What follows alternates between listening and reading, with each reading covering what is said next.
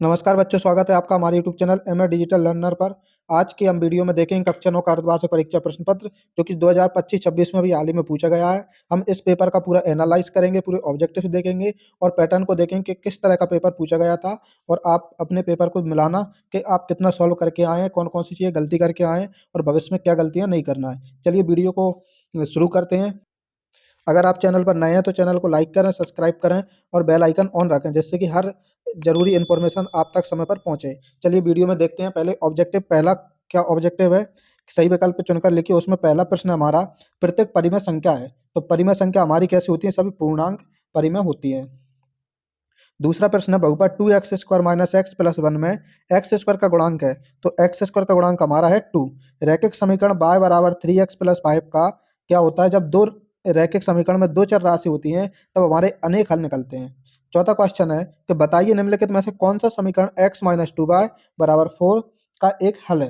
तो इसमें हम जब 4 मान रखेंगे x की जगह पर तो y का मान हमारा 0 आएगा, या y की जगह पर 0 मान रखेंगे तो तब x का मान 4 आएगा। इसलिए समीकरण का हल हमारा कौन सा आएगा? स नंबर का।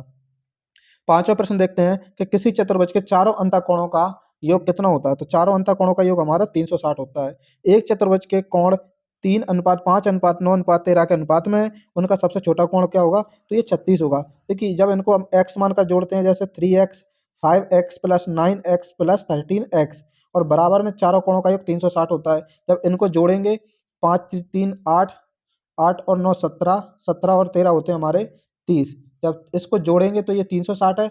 जब इसको काटेंगे तो कितना आएगा? x = 12, और 12 का जब हम पहले कोण यानी 3 में गुणा करेंगे, 12 तिया 36 डिग्री हमारा ये कोण आ जाएगा। ठीक है, तो ये हमारे पूरे सही विकल्प हो गए हैं। आगे हम देखते हैं इसके रिक्त स्थानों को। रिक्त स्थानों में पहला क्वेश्चन क्या है कि दो चरों वाले प्रत्येक रैखिक समीकरण का एक आलेख कैसा होता है? जब दो चर वाला रैखिक समीकरण का आलेख बनाते हैं तब हमेशा सरल रेखीय आलेख बनता है। यदि दो वृत्त बराबर हैं तो उनकी त्रिज्याएं कैसी होंगी? जब वृत्त बराबर होते हैं तो त्रिज्याएं भी बराबर होती हैं। यदि दो रेखाएं परस्पर प्रतिच्छेद करती हैं तो शीर्षाभिमुख कोण कैसे होते हैं? शीर्षाभिमुख कोण भी हमारे बराबर होते हैं। शीर्षाभिमुख हमने कोण देखे, जैसे दो रेखाएं प्रतिच्छेद कर रही हैं तो ये सामने कोण बनता है उसी के बराबर कोण नीचे वाला बनता है। जैसे अगर ये 60 डिग्री कोण बना तो नीचे वाला भी 60 डिग्री ही बनेगा। चौथा प्रश्न क्या है? किसी त्रिभुज में समान भुजाओं के सम्मुख कोण, तो समान भुजाओं के सम्मुख कोण समान होते हैं। जैसे ए बी भुजा और ए सी भुजा समान है तो इनकी भुजा के जो आमने सामने जो कोण होंगे, कोण बी और कोण सी, वह भी समान ही होंगे। पांचवा क्वेश्चन हमारा एक सर्व समीका है। इसमें एक बार x + y प्लस में होता है और गुणा में x - y भी प्लस में होता है, तब हम x का स्क्वायर भी करते हैं, y का स्क्वायर करते हैं। तो ये एक फॉर्मूला होता है, हमने पढ़ा भी है, x² - y² बराबर x + y × x - y। छठवां प्रश्न हमारा एक सर्व समीकरण से है। जब a + b + c = 0 होता है तब aq + bq + cq = 3abc होता है। तो ये हमने रिक्त स्थान भी देख लिए हैं। चलिए प्रश्न क्रमांक 3 सत्यासत्य देखते हैं। वीडियो कैसी लगी? वीडियो को लाइक जरूर करें और कमेंट करें कि क्या क्या आप डाउट्स करके आए हैं, कौन कौन सी गलतियां हैं जो आगे आपको नहीं करनी है। ठीक है, प्रश्न क्रमांक 3 का पहला प्रश्न है कि एक त्रिभुज के तीनों अंतःकोणों का योग 180 डिग्री होता है। तो हम जानते हैं कि तीनों अंतःकोणों का योग कितना होता है? 180। तो ये सत्य है। दूसरा प्रश्न है प्रत्येक पूर्णांक एक पूर्ण संख्या होती है। तो ये पूर्ण संख्या नहीं होती है, क्योंकि पूर्णांक में तो ऋणात्मक संख्याएं भी आती हैं, तो इसलिए ये असत्य हो जाएगा। 2 पाई एक अपरिमेय संख्या है, क्योंकि पाई हमारी अपरिमेय संख्या होती है और अपरिमेय संख्या के साथ कोई भी परिमेय संख्या का चाहे गुणा हो, चाहे भाग हो, चाहे घटाया हो, चाहे प्लस हो, यानी जोड़ हो, तो हमेशा वो अपरिमेय ही रहती है। तो ये क्या बोला है? सत्य है, क्योंकि अपरिमेय संख्या है 2 पाई। चौथा प्रश्न है कि एक बिंदु से होकर केवल एक ही रेखा खींची जा सकती है। तो एक बिंदु से होकर एक रेखा नहीं खींचते हैं, अनंत रेखा खींचते हैं, इसलिए ये कैसा हो जाएगा? असत्य हो जाएगा, क्योंकि अगर एक बिंदु है तो हम ऐसे कई रेखाएं खींच सकते हैं जो एक बिंदु से होकर गुजरती हैं। पांचवा प्रश्न हमारा क्या है कि दो चरों वाले रेखिक समीकरण का मानक रूप ax + by + c = 0 होता है, जहां a b c वास्तविक संख्याएं होती हैं। तो ये बिल्कुल सत्य है, क्योंकि ये दो चर का व्यापक समीकरण होता है जिसमें जो a b c मान होते हैं वो वास्तविक संख्याएं होती हैं। छठवां प्रश्न है हमारा दो चरों वाले रैखिक समीकरण का केवल एक ही हल होता है। तो ये असत्य है, हमने देखा है दो चर होते हैं और रैखिक समीकरण होता है तब उसके अनेक हल निकलते हैं। आगे हम देखेंगे प्रश्न क्रमांक 4 सही जोड़ी में लाइए। सही जोड़ी में पहला क्या है? इसको हम एक छोटा सा एक ग्राफ बना लेते हैं। इधर की संख्याएं कैसी होती हैं? प्लस की संख्याएं, और इधर की संख्याएं कैसी होती हैं? माइनस की संख्याएं। और ऊपर जब हम वाई अक्ष में ऊर्ध्वाधर रेखा में चलते हैं तो ऊपर वाली प्लस की होती हैं और नीचे वाली कैसी होती हैं? माइनस की। चलिए इससे हम चतुर्थांश देख लेते हैं। ये पहला होता है, ये दूसरा होता है, ये तीसरा होता है, ये चौथा होता है। हमने निर्देशांक ज्यामिति का पूरा चैप्टर भी अपने चैनल पे अपलोड किया है, आप उसको एक बार जरूर जाकर देखें। इसकी लिंक हम इस वीडियो के डिस्क्रिप्शन में भी डाल देंगे। पहला प्रश्न है, बिंदु 2,3 किस चतुर्थांश में होगा? जब दोनों ही प्लस प्लस किए तो प्लस प्लस के हमारे पहले चतुर्थांश में आते हैं, इसलिए प्रथम चतुर्थांश। दूसरा है बिंदु -4,5 किस चतुर्थांश में होगा? तो -4 हमारा इस तरफ आएगा और प्लस का 5 ऊपर आएगा, यानी सेकंड चतुर्थांश में होगा, तो द्वितीय चतुर्थांश। इसी तरह 6,0 दिया है, 6,0 जब बाय की जगह पर 0 होता है तब एक्स अक्ष पर स्थित होता है। इसी तरह इसमें थोड़ा सा मिसप्रिंट है क्योंकि दोनों एक जैसे आ गए, इसको हम 0,7 कर लेते हैं, तब ये किस अक्ष पर स्थित होगा? बाय अक्ष पर। चौथा है -2 -1 किस अक्ष पर स्थित होगा? जब दोनों ही माइनस माइनस की संख्याएं आती हैं, भुज और कोटि, तब हमारा तृतीय चतुर्थांश होता है जो कि अ नंबर पर होगा। ठीक है, ये हमारा एक्स अक्ष है जो हमने देखा है। और छठवां क्वेश्चन हमारा क्या है? 2, -5 किस चतुर्थांश में होगा? तो 2, -4 हमारा चतुर्थ चतुर्थांश में होगा। तो ये हमने सभी सही जोड़ी भर ली हैं। ये पूरे सही जोड़ी आपकी निर्देशांक ज्यामिति से दी गई हैं। आगे देखते हैं हम प्रश्न क्रमांक 5। प्रश्न क्रमांक 5 पर हमारा क्या है? पहला है कि एक शब्द या एक वाक्य में उत्तर में पहला प्रश्न हमारा क्या है? 5 की घात 0, उसकी घात 100 का मान क्या होगा? तो किसी भी संख्या पर घात 0 होती है तो उसकी वैल्यू हमेशा 1 होती है, और जब 1 पर कितनी भी घात आ जाए उसका मान भी हमेशा 1 होता है। तो इसका आंसर कितना आएगा? सिर्फ 1। 35 घात के द्विपद का एक उदाहरण लिखिए। तो हमें द्विपद बनाना है जिसकी अधिकतम घात 35 हो, यहाँ पर कोई भी एक बहुपद लिख देंगे। 70 का संपूरक कोण, और संपूरक कोण में हम कितने से घटाते हैं? हमेशा 180 से घटाते हैं। अब 180 से 70 डिग्री घटाएंगे तो हमारा संपूरक कोण कितना बनेगा? 110 डिग्री। समकोण डिग्री की माप कितनी होती है? ये अपन बहुत अच्छे से जानते हैं कि समकोण हमेशा 90 डिग्री का ही बनता है। पांचवा प्रश्न हमारा क्या है? सर्वांग समता की परिभाषा लिखिए। तो सर्वांग समता में क्या होता है? वह आकृति जिसकी माप भी समान हो, माप समान हो और भुजाएं समान हो, तो वह क्या होती है? सर्वांग सम आकृतियां कहलाती हैं। क्या पतंग एक समांतर चतुर्भुज है? तो नहीं, पतंग एक समांतर चतुर्भुज नहीं है। प्रश्न क्रमांक 6 पर क्या दिया था आपका? प्रश्न क्रमांक 6 पर दिया था वर्ग करने वाला सरल कीजिए। बहुत सिंपल था, ये a प्लस बी के होल स्क्वायर से भी खुल जाता है, जैसे A square plus B square plus 2ab, 2 और a यानी 5 और b यानी √2। तो इसको जब सॉल्व करते तो ये 5 ओपन हो जाता, ये 2 ओपन हो जाता, और ये कितना आ जाता? 2 इंटू √10। तो ये जोड़ते जब कितना आता? 60। ये 3 स्टेप का आपका क्वेश्चन था, ये बहुत सिंपल था, आपने कर दिया होगा। इसी तरह हर का परिमेयकरण करने वाला क्वेश्चन था। इसमें क्या करना है? हर का ऊपर जब अंश और हर में गुणा करते हैं परिमेयकरण में, तो इसका बीच का चिन्ह बदल देते हैं, जो कि पहले माइनस था, हमने इसका प्लस कर दिया है। जब इसका हम गुणा करेंगे तो ये 7 प्लस √2 आ जाएगा, और ये a प्लस बी के होल स्क्वायर से खुल जाएंगे, तो 7 माइनस 6 बचेंगे, जो कि आंसर में 1 आएगा। तो अपना फाइनल आंसर क्या रहेगा? √7 प्लस √6। ये मैंने शॉर्ट में थोड़ा सा हिंट बता दी है, अगर आपने ये क्वेश्चन पूरा सॉल्व किया होगा तो आप बिल्कुल समझ गए होंगे।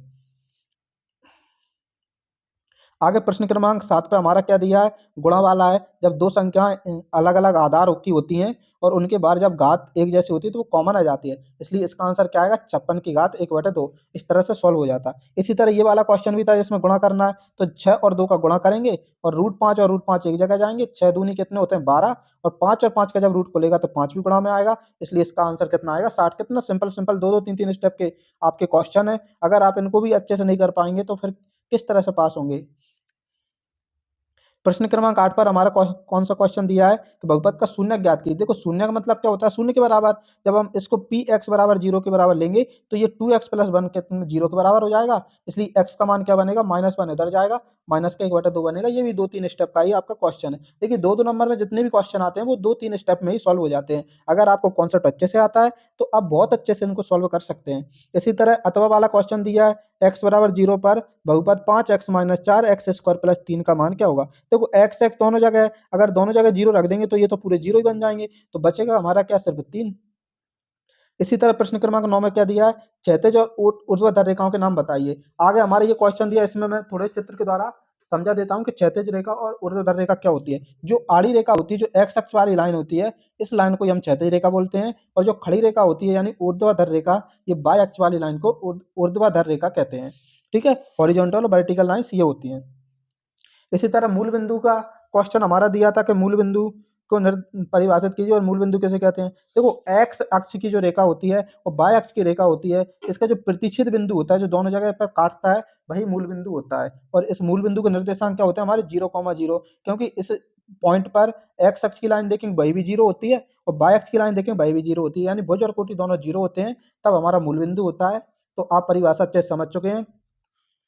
इसी तरह अगला क्वेश्चन देखते हैं, प्रश्न क्रमांक 10 में क्या दिया है, निम्न बिंदुओं के भुज और कोटि लिखिए। तो भुज और कोटि अपन बहुत अच्छे से उस वीडियो में हमने क्लियर किया था। जो पहला वाला जो बिंदु होता है वो भुज होता है, जैसे इसमें भुज क्या है सिर्फ 3 और कोटि क्या है, कोटि 2। इसी तरह इस वाले क्वेश्चन भुज क्या है 2 और कोटि क्या है 3। तो जो एक्स अक्ष का निर्देशांक होता है वो भुज होता है और वाई अक्ष का निर्देशांक होता है वह हमारा कोटि होता है। इसी तरह प्रश्न क्रमांक 11 में क्या दिया, दो हल बताना है। इधर x का कोई मान रखेंगे, y का कोई मान निकलेगा।